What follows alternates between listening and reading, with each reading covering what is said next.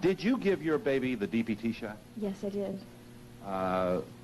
What is your understanding? Were you obliged to give the baby the DPT shot, or was it a voluntary decision? Oh, a little bit of both, but I think I would have given it to him. I like to protect him against every disease that I can. Right. At what age was he 6 months when you got when was the first shot? Oh, I can't remember. I can't either, I know. He's had so many. I really can't remember. Yeah. You're aware that there's some, you know, it's not terrifying enough now to be a parent. They're telling us. You know what I mean? I'm worried about other things. Yeah. And they're suggesting that maybe DPT has... I really didn't know that until we were discussing it right before the show. I didn't know there were so many dangerous side effects. Okay. Now, we're not going to pretend on this program to solve all of the problems. It is possible that we will make you more anxious than you would have liked to be. It's possible that you'll wish by the time this program is over that you had arrived here on the day we had the male strippers. I mean, that's a lot easier show to handle. So let us make it clear that while we are not claiming to be writing in granite here, and there are no Solomons at hand, we do have a professional group of people here who will probably differ on some of the issues about which we will speak, and we ask you to stay with us. As a mother of a 22-month-old person, you may have some more questions. Is she typical, Dr. Mendelson? Robert S. Mendelson, pediatrician? Michael Reese, Chicago, big shot doctor, who's going to come in again and make the entire medical community hysterical because it is suggested you are an overkiller. You come in and say everything about medicine is bad. You have grandchildren? 3 grandchildren. Have they been immunized? They have not been immunized. Nothing? One child had 1 tetanus shot, but I have to tell you, Phil, that the latest evidence is that the tetanus shot is probably just water, because in reducing the reactivity of the shot, they have also reduced... Wait a minute. In reducing the reaction to the shot, the manufacturers have also reduced the capacity of the shot to produce immunity. They diluted it, you mean? But the most important thing that was said here today was this lady who said that she didn't know until she came here the dangers of the shots. Because for 40 years now, doctors have not been telling patients the truth. The most important function that your program provides is that we give patients, you give patients, the kind of questions they can put to their doctors. I regard the Donahue Show as the best form of medical education today. Right. Tell that to the American Academy of Pediatrics. Okay.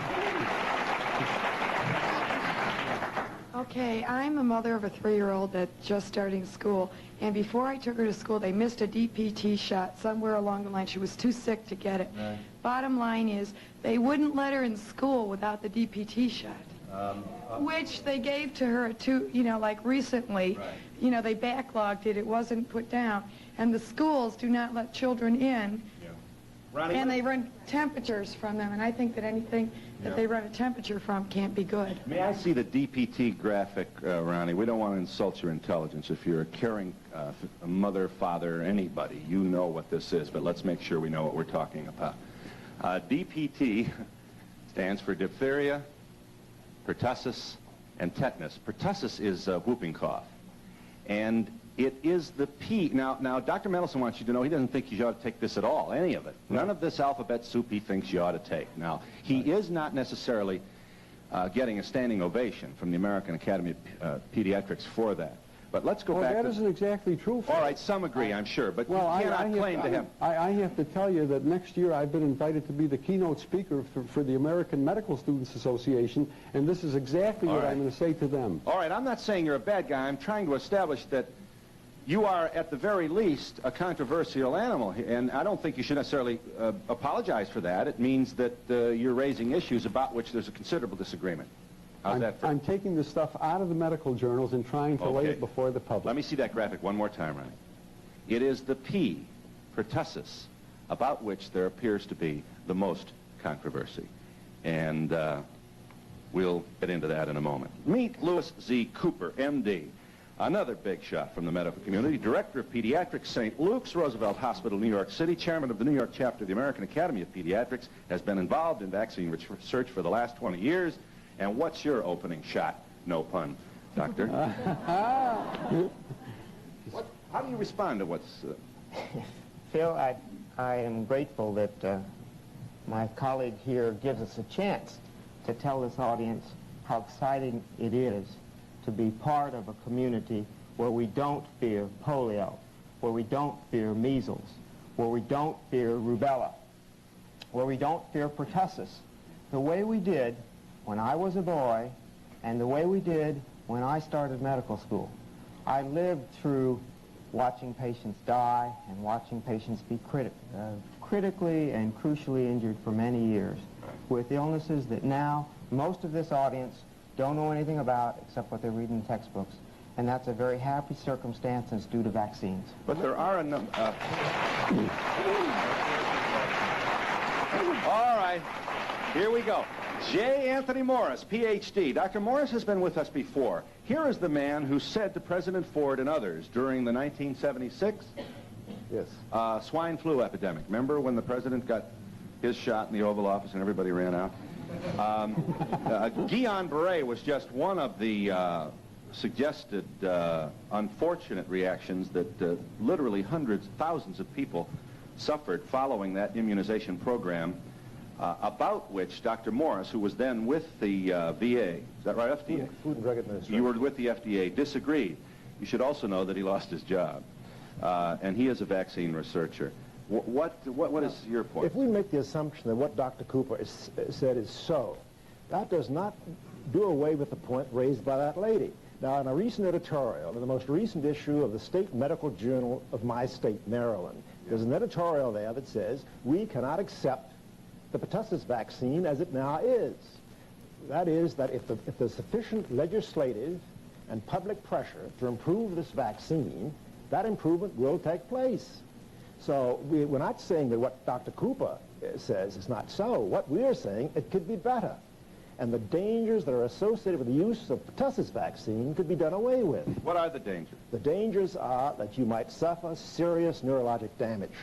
It causes seizure in some patients. It causes seizure. It causes the inability to use muscles, as you have in the audience today, Scotty. As you know, there was a good deal of publicity in Great Britain about immunization, and Fleet Street got on this in the early 70s, and boy, the hysteria and suddenly Great Britain went from a percentage of 80% of the population. Ronnie, this is on visual 710, if we can just see the graphic on this. From 47 to 74, about 80% of the population of Great Britain was immunized. Then the media got on this thing, and much as the Donahue Show is doing now, trying very hard to be responsible, unlike apparently what happened in Britain. And so a significant number of people in the UK backed away from immunization, and guess what? A pertussis epidemic in 1977-78, significant numbers of whooping cough cases, and in 1980, then they got back on it. In 1982, there were 50,000 pertussis cases in the United Kingdom with 12 deaths. Okay, that certainly does appear let me tell you what happened in my state. Following a broadcast by the NBC concerning pertussis vaccine, there was, several months thereafter, a public release from the State Health Department in Maryland saying that there's an outbreak of pertussis in our state. And we believe that this outbreak might have resulted from the reluctance of parents to have their children immunized against pertussis. I got from the State Department of Health the data that they had got off at the computer, which served as the basis of the news release.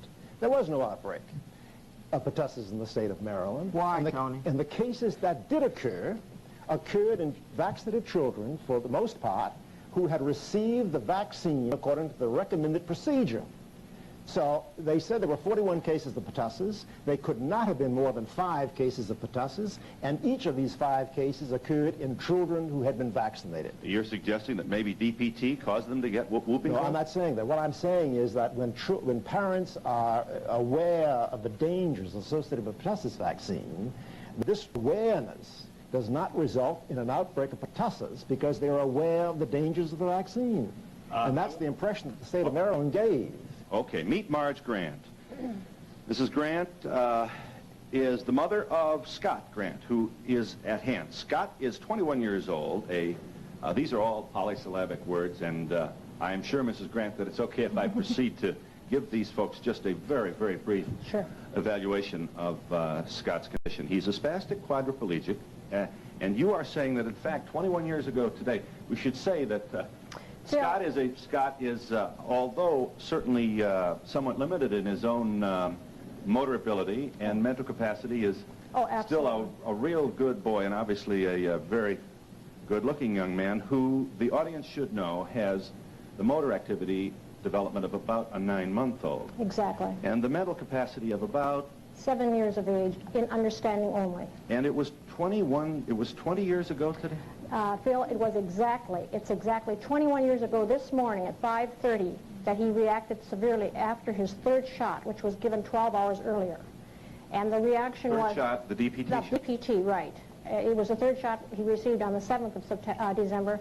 And the following morning, around 5:30, he woke up earlier than usual, and I was fixing his breakfast, and all of a sudden, he was in his infancy, and he clenched his fist, and his head went back, and he fairly yelled, like as if to say, "I'm falling, catch me."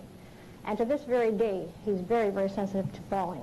All right. Now, you attempted to litigate Scott's case and were not successful. Apparently, your witnesses were not able to convince the judge or the jury of the absolute causality between the DPT and Scott's seizure. Really, that wasn't the issue at the time of trial. I could not prove that Scott had received Parke-Davis's product, because even though the doctor at the time he administered it told me it was Quadrigen, which was DPT plus polio combined, and it was put out by Parke-Davis, he did not record it on Scott's record. Oh, I see. So the question, the gray area in the court then, that was not what caused his medical condition, but what brand product Right. caused So it. I lost my suit against Parke-Davis. However, we had 5 experts that did indeed treat Scott and see Scott, and they said it was indeed the DPT that hurt him. You are also proud of the fact that your litigation provoked legislation in the state of Wisconsin which obliges all immunizations now to be identified by lot number and manufacturer. That's only as of the last year. And that also includes the fact that now we do have a personal conviction waiver. We do not have to take it in the state of Wisconsin, but it was a group of us that petitioned the legislature. Right. Do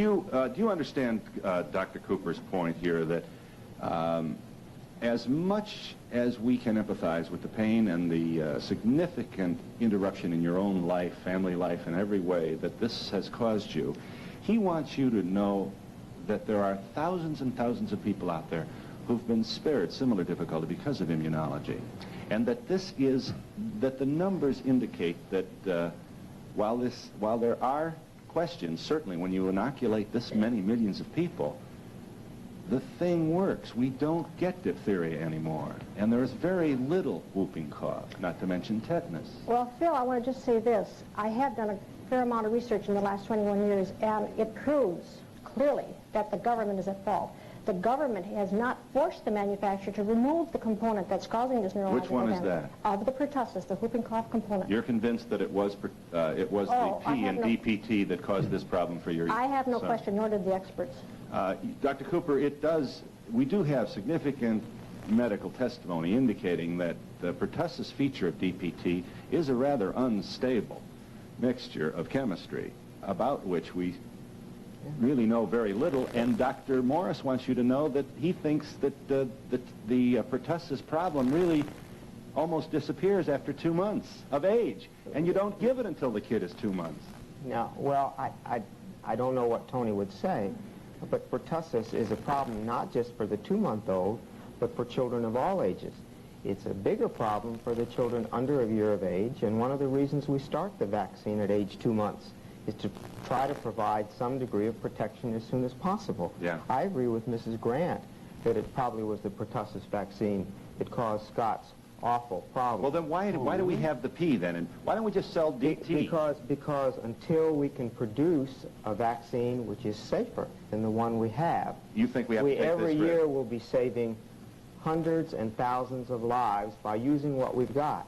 We need a better pertussis vaccine, and there has to be more research to help us find a better vaccine. That vaccine has been improved very little in 30 years. Dr. Mendes. Well, do you think that doctors should tell patients that I'm going to give you the whooping cough vaccine, and if I give it to you, you might turn out to be like like Scott with encephalopathy and mental retardation and cerebral palsy and convulsions and a shock-like state. Do you think that doctors should be telling that to patients, or should doctors be hiding that from patients as they've done for 40 years? Bob, I don't think doctors should hide anything. Well, then you from tell their me, patients. why haven't they been teling that to patients? Why is it that this audience here... The first woman who stood up said she was not aware of any problem. And now that information is available, but people can't go to medical journals, although if they want, they can read Toni Morris's publications, they can read my publications. The other part of There's that, a though, lot of Dr. things they can Mendelson, is, read. I mean, how would you like to be the mother in the pediatrician's office after he says, now, we had the DPT, I recommend it because we've really diminished, but you should also know, and then he takes out a poster of a child in a wheelchair who's got a mental capacity of 7 years at age 21. I mean, what kind of a blackmail is that? Well, then if I'm the mother or the father, then I have to ask the pediatrician some questions. I have to say to him, what is the incidence of these reactions? And the pediatrician will then say, it's 1 in a million. And then you say to the pediatrician, oh, but Dr. Mendelson has shown me evidence from the medical journals that turns out to prove that the incidence of convulsions is 1 in 100. The incidence of severe mental permanent defect is 1 in 1,000. And that information is in the medical journals. Yeah. The only problem is the American doctors don't report it because they're so afraid of malpractice suits. But if you go to the foreign literature, which is now appearing in all the law cases, because now just like your case, there are now hundreds of law cases wending their way through the court. Bob, come on. All right, hang on just a second. Let's get this in. Sweden no longer obliges parents to administer DPT shots, right? Sweden is off. West Germany's off. What about the... and 21 states in this country. In other words, give you the option. Is that what you're saying? Give you the option. And here's a woman who ran into the entire bureaucracy of the whole school system because her kid didn't have his card. You know, I mean, the kid is 4 years old and got to have a card. Phil, a democratic society is a complex venture, and I don't know a simple solution. Yeah, but you to doctors give are not individual democratic. freedom. Wait a minute. To give individual freedom and I also want to get protect, you in here just 1 second. and also protect folks. In Dr. Great Morris, Britain, give me your pertussis speech, your preface speech. Dr. Cooper said something that's very important. There's been no improvement in pertussis vaccine for 40 years. There has been no effort on the part of the government to enforce this improvement until recently, following that pertussis program that was broadcast by within recent months. Following that, I just said before I came here, a notice in my mail. The government is now setting up an organization to improve the pertussis vaccine. That was forced upon them by that broadcast, as your broadcast will force them to do something too. And when Bob Mendelson says that the doctor does not inform the dangers associated with the use of this vaccine, that will force this to be done. And you can also get DT, can't you? Yes. You can. In other words, is that an option? I assume that depends on the legislation in the states at which the request is made. Huh? That's an option. Well, yes. it's an option, but the government itself admits that the DT vaccine probably isn't any good. All right, I'm running a little long here. I promise we'll give you a chance. Honest, doctor, we're real good to doctors on this program. But I have Wilma Gundy here. Mrs. Gundy developed Guillain-Barré syndrome after receiving the swine flu vaccine 6 years ago. She's the person who responded to the Ford administration's call, the swine flu is coming, the swine flu is coming, we have to get vaccinated, and she did. She is one of literally thousands of people who contracted this disease, a syndrome, I should call it. And incidentally, more than 100 lawyers in the Justice Department have worked overtime just handling the litigation that was provoked by this. And we intend to keep them working. You, yes, you had the shot on November 26, 1976. And when did you first feel numbness? I started feeling numbness 3 weeks and 1 day later, on the 22nd day. All at once, my feet and legs and hands and arms began to turn numb. Okay, now we're not trying to scare you to death, but we have to get this in, Dr. Cooper. Certainly, Mrs. Gundy steps forward as dramatic evidence to the fact that the medical community, even abetted by the President of the United States and an august panel of immunologists and clinicians and researchers, does not necessarily in every case make the right decision. It certainly appears, first of all, we didn't even have any swine flu. We didn't need the vaccine in the first place. The numbers and the research that went into suggesting that it was coming were flawed. And now steps forward this tax-paying American to say, why should I believe anything? Plus, I was not given any information about the amount of benefits versus the risks. when I finally did some research on my own, I found out I had actually 28 chances in 1,000 of having any benefits at all from the vaccine. And they did not tell me about the risks that were involved. They did not tell me that I might develop a neurological disorder at all. They particularly, and this is where I think that they were most faulted, routinely the drug companies sent a flyer to the doctors with the vaccine that people who were allergic to feathers should not take this vaccination. I was never given that information. All right. Well, people who take the measles vaccine aren't given the information that the measles vaccine can lead to mental retardation, that the German measles vaccine can lead to arthritis. Yes, but in some people, yeah. All right, let's see how much sense we can make here with an audience that has more than just a single question for all of you, and I'll give you that chance. Immunology, vaccinations.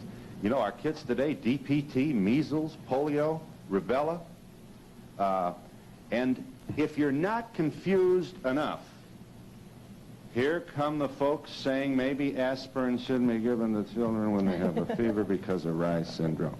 I'll tell you, being a parent today is an outright act of courage, and we hope you'll join us.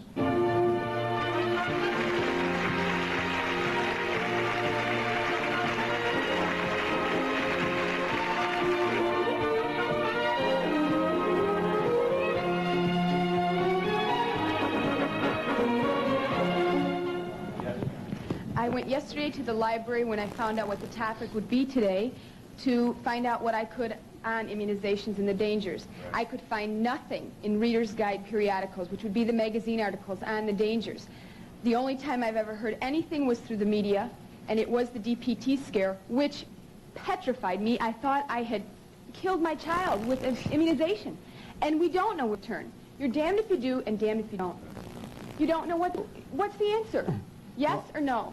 Well, I will be happy to send you and anyone else who wants it a free copy of my newsletter that deals with the risks of immunizations, that gives articles from inside the medical journals, which I agree with you are not generally available to the public. Dr. I am recommending now that if there's any person in this audience who decides to give their kid a DPT shot, the least they can do is to write down, when the kid gets the shot, the name of the manufacturer, the expiration date, and the batch number, so that in case something happens later on, they won't get into the situation that you got into. At least they'll know who the hell to sue. Dr. Cooper, please.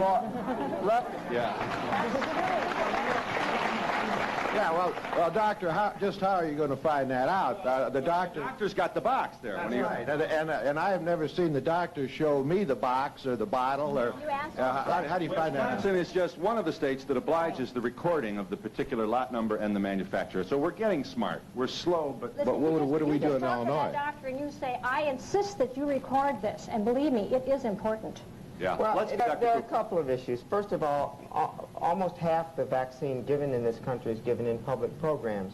It's now the law that anyone who gets a vaccine in a public program has to be given this pamphlet called Important Information About Vaccines. Yeah, but you got to have a magnifying glass to read it, I bet. Well, you can't read it, but you can't read it. No, his point is that you can read it. Everyone is handed and must receive important information about the vaccines, which includes the risks and the benefits. Mrs. I would suggest that you ask your pediatrician Phil, for information. This is the crux. The private physician does not have to give you this. Right. And this is why I'm saying it should be a mandate from the federal level that everybody must record. For instance, I had similar information. Did me no good at all.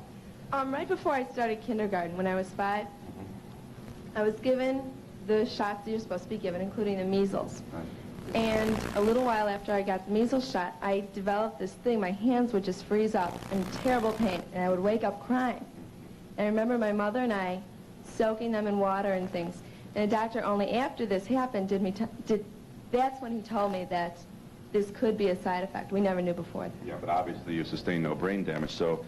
But Dr. Mendelson wants you to know that you came awfully close to the possibility. That's what he said. You sure did.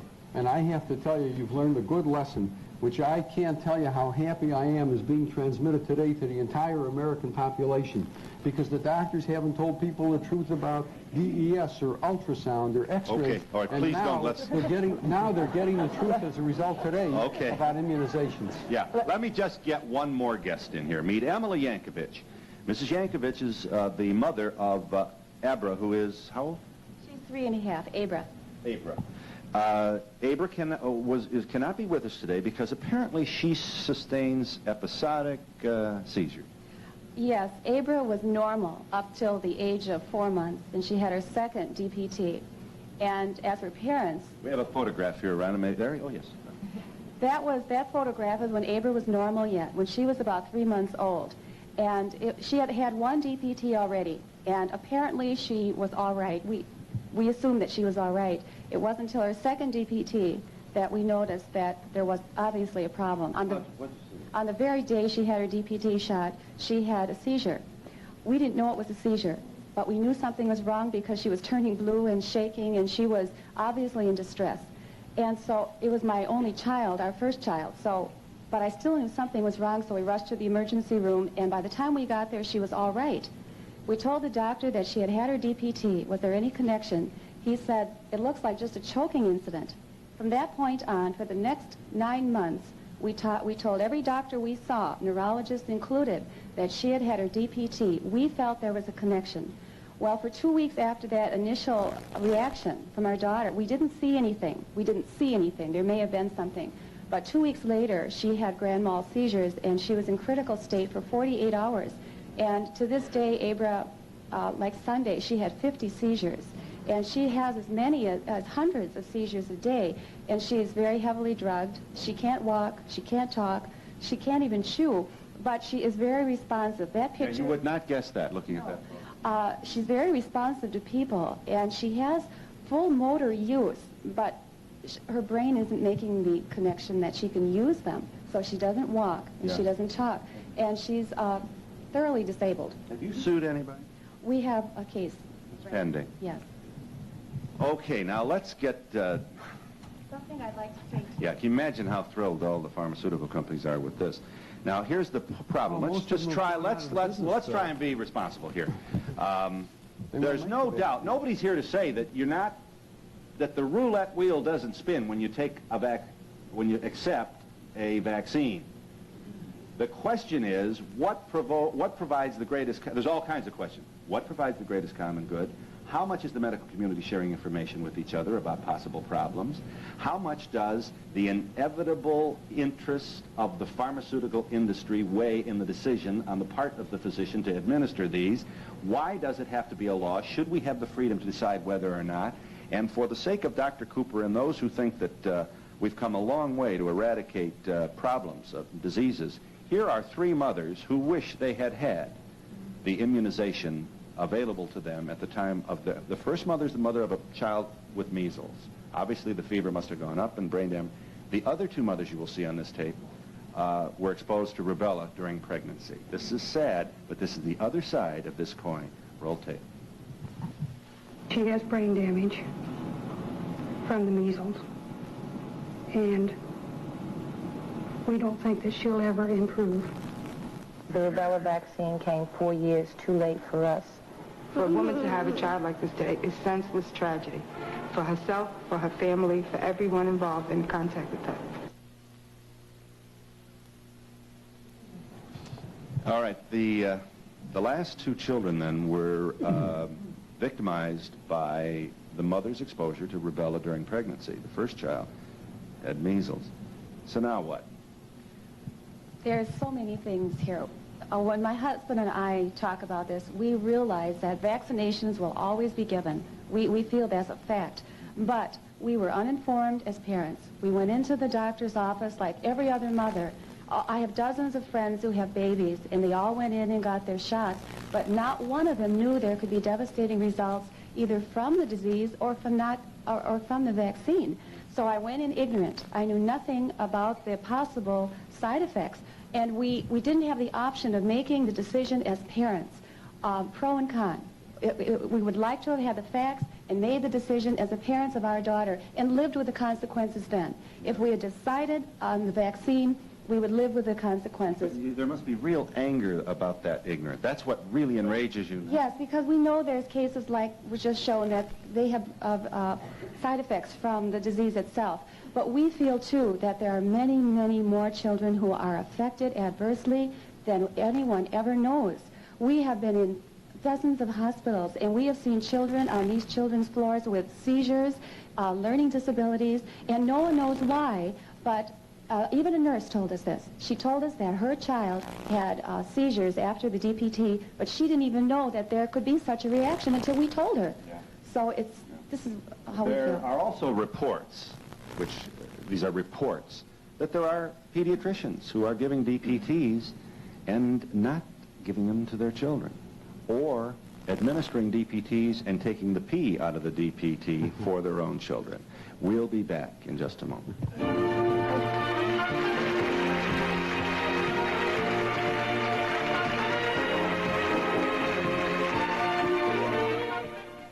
Was tragedy for herself, for her family, for everyone involved in contact with her. We're back. Yes, ma'am. You'll stand. Yes. I know I can have empathy for the lady with her son, but my son had polio, and he got polio in November '56. January '57, the Salk vaccine came out, and I'm sorry it was too late for him, but it's devastating. And I know that some people say, well, they got a mild case of polio with the vaccine, but it was nothing like the paralysis. That's your son? And that my son was lucky. He had many operations, and he's all right now. But even like penicillin can help some people, and someone else can have a reaction. Well, excuse me, there's no way that we would say all vaccines should be done away with. It's just that I think the public needs to be informed. We need to be told the benefits versus the risk. We need to know what we're facing. Well, the darker side of the polio vaccine, and what nobody knows, is that Jonas Salk has pointed out that in the last 10 years in this country, 2/3 of all the cases of polio have been vaccine-induced. How many cases is that, Bob? How many cases, Bob? Would you not interrupt me for a second? I know that doctors are used to interrupting patients, but not another doctor. Absolutely, especially another doctor. I think, but let's get. He does make a point that we should also say Sabin is live and live vaccine, and Salk is inactive. Is inactive, as we say in the laboratory. All right. How many was it? They ask. Well, how many people know that the European epidemic of polio, there were about 20 or 30 cases in this country. Now, of course, the American doctors will argue that the reason why polio disappeared in this country was because of the vaccine. But then why did it disappear in Europe in the 1940s and the 1950s without mass vaccination? Right. Why doesn't it occur in the third world where only 10% of the people have ever been immunized against polio or anything else? So, in other words, we may be fighting a tiger that died. That's quite correct. Ask the people in Great Britain, ask the people in Japan who back here. Gentlemen, if you please, I've got probably the smartest audience we've ever had. I have a question. How long a delayed action, if any, would you connect this with, like MS?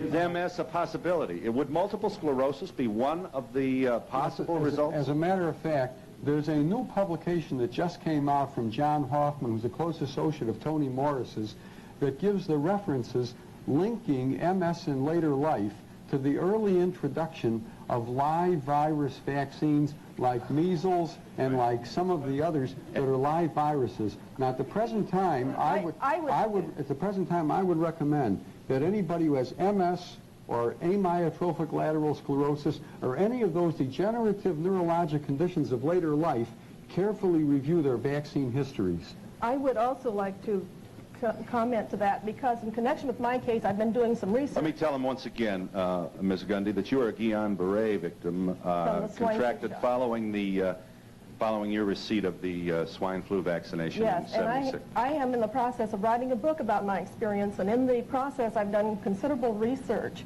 And from what I have learned, it looks as if immunizations frequently cause autoimmune diseases, not only Guillain-Barré syndrome, but lupus, rheumatoid arthritis, multiple sclerosis, and other types of things. Now, I have no data at this point to back that up. We should also say that there's a good deal of evidence suggesting that multiple sclerosis may be the result of distemper in an animal that the victim received during childhood.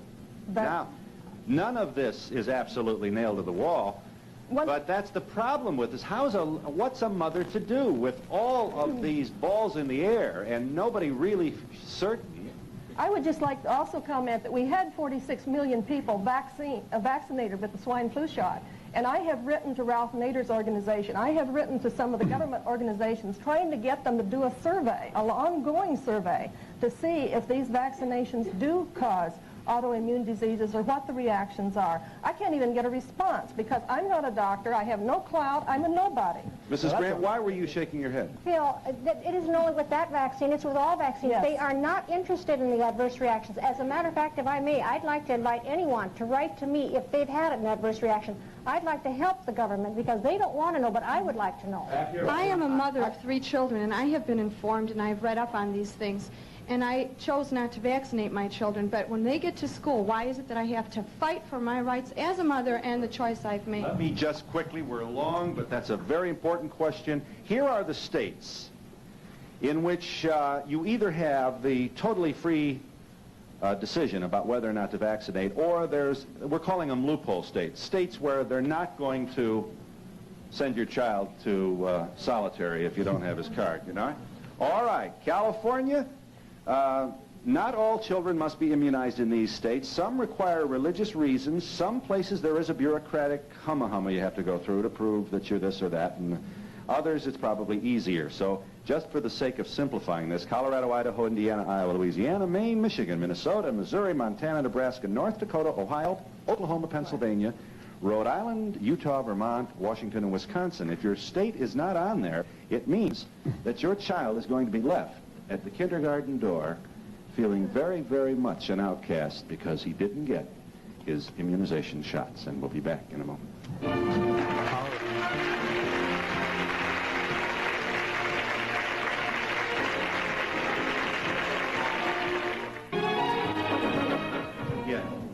I would like to say that I think it's the American people's responsibility that they should ask the doctor and the nurses before any injection is given to the child, should it be given or should it not?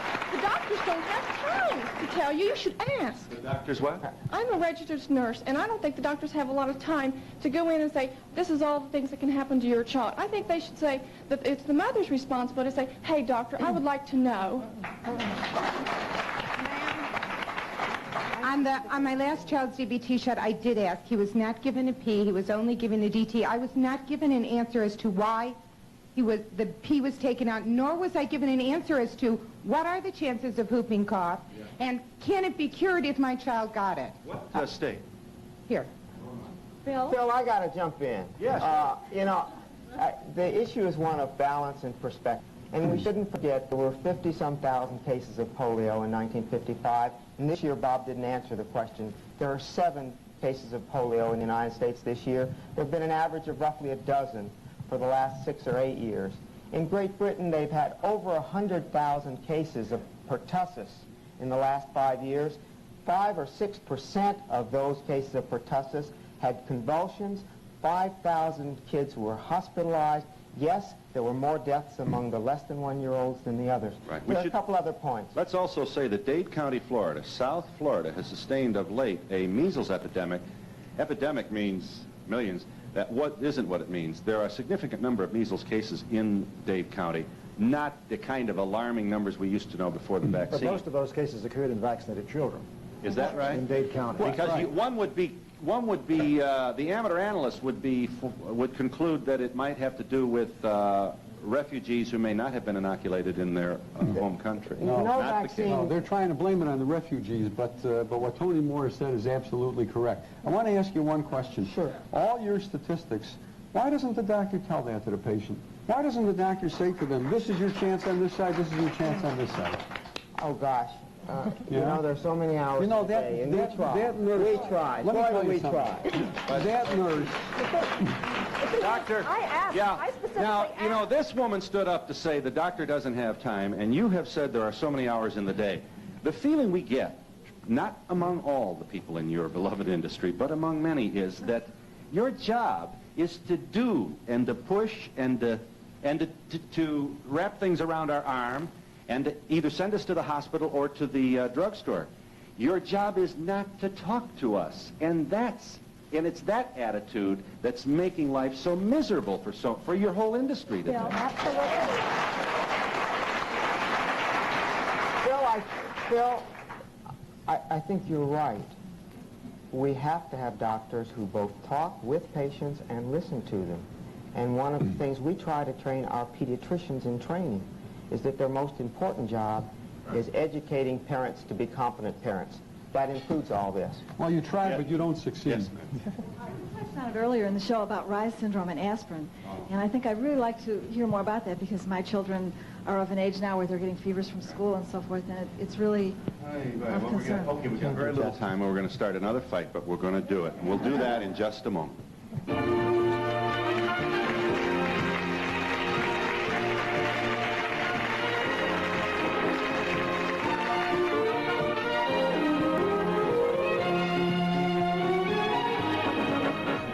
Recently, there's been, oh, I should say that's your, we should give them the pop on that. That's the dissatisfied parents together, DPT, not surprisingly, that's box 563.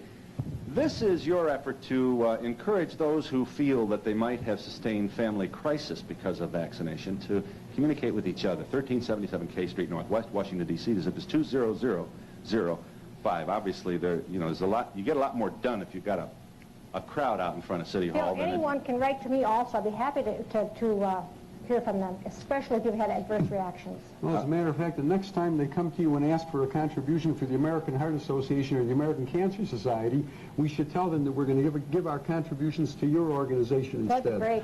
Let me, oh, they're going to love you for that. Let me give us your briefest speech regarding Reye's syndrome and its possible link with the aspirin ingestion during fever in childhood.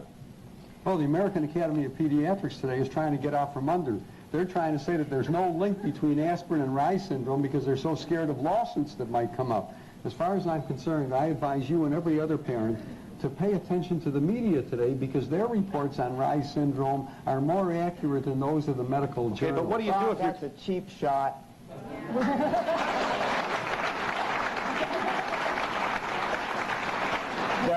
The members of the Academy have spent hundreds of hours trying to look at the information relating to Reye's syndrome and whether or not aspirin may play a causal role.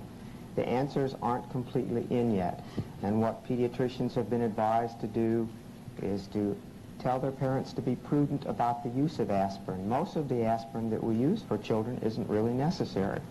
The answers aren't in. We're doing the best we can to get a clearer picture. In the meantime, be prudent. Here's the problem, though, Dr. Cooper. It is not absolutely clear that you are doing the best you can to find out whether there's a link. That we really don't. We really are terribly disorganized in every sense in this country. We've got a fragmented country, so it's kind of hard to be indignant about your discipline, but I don't think you're any different. The problem with you is that when you're not together, we hurt more because of the potential damage of not sharing. CDC in Atlanta may or may not be talking to people. How many statistics are being gathered? How many blind studies are being...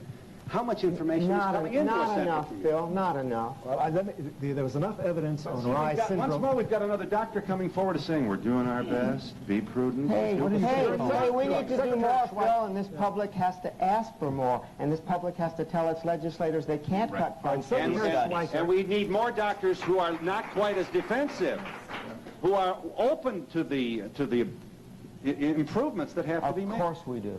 Dr. Moore. The evidence that was presented to Secretary Schweiker as to the relationship between aspirin and Reye's syndrome convinced him that there should be a label on aspirin. The pharmaceutical company got together and lobbied, and did away with that notification. So as of now, Secretary Schweiker has backed away from that position that he took after hearing the evidence. Is the caller there? Yes. Not much time. Yes. I would like to say, first of all, that I am terrified at the fact that learning that after the third shot, the one woman's boy got the symptoms of having neurological damage. Yeah. I felt that with my 8.5-month-old daughter, that once she got the first shot and she was fine, that I was safe, that she wasn't going to have any problem. I'm surprised to hear that this could happen next time she gets a shot. Do the chances get less as the child gets older, or what? Do I have to go through this fear all the time? You're talking about Emily Yankovic, yeah. Right. With this, our daughter, it happened after the second shot, but it can happen after any immunization. There's even evidence that problems can show up later in life, but they're not proven statistics, and so there's nothing that we can say for sure. But you have to be aware of that. And also, if your children have if there's any history of central nervous system disorders in the family, any neurological problems in the family, or any seizures in the family, a child should never get pertussis. Thank you. I just want to know, instead of aspirin, should we give our children Tylenol? Will that prevent, is there that big of a difference? Bob, I'm afraid I don't have the time for you to answer that entirely. And we'll be back in just a moment.